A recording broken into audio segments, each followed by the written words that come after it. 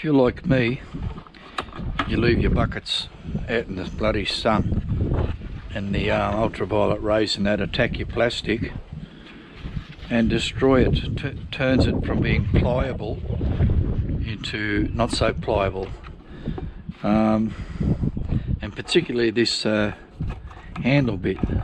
And what happens, the handle bit, the plastic handle bit just shatters, and you end up with a handle without a plastic bit around it. And this thinness, because it's so thin, it tends to dig into your meat.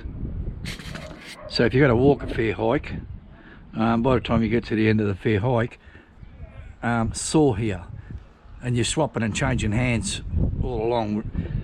Not so much because it's heavy and you got tired, but because it dug into your meat.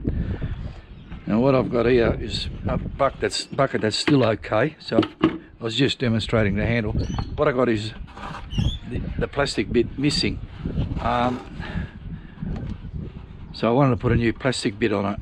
So what I've done, I've removed one end of the metal handle from this place here. Be careful trying to remove it. If it doesn't, you may destroy the plastic where it penetrates, but I didn't. This is the second one I've done now, and I haven't destroyed it. But I mean, if your bucket's been deteriorated beyond repair, throw it away. But otherwise, don't kick the bucket, keep it. So what I've done, I've removed that out of there by wedging a screwdriver or a shovel blade in there and pop that out. Okay, this here is a piece of hose from washing machines. Now I don't suggest you destroy your washing machine hose, but people dump washing machines out on their nature street, where I am anyway. They dump them there, and quite often this bit of hose, I've had this sitting there for ages because I'm a hoarder. But what I've done, I've got a piece of this hose. It's quite thick.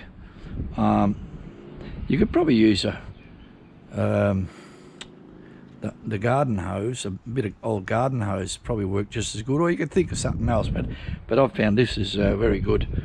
What I've done, where the original was, I've marked out a length. That seems to be about the right length there. And I got me pruning shears and snip that length. I throw that in me boiling hot water. How do I know it's boiling? Because my fucking fingers are hurting from the heat carrying that. While that's doing that, it softens the rubber. And the reason you need a softened piece of rubber is because the handle, this wire handle, has got a 90 degree here. Now if you don't soften it, when you go to push that through, you want to worm that its way along to where you're going to grab it from. Grab this out, and me bloody hot water. It was boiling hot before, now it's gone cold, but never mind, I'll manage to get it on.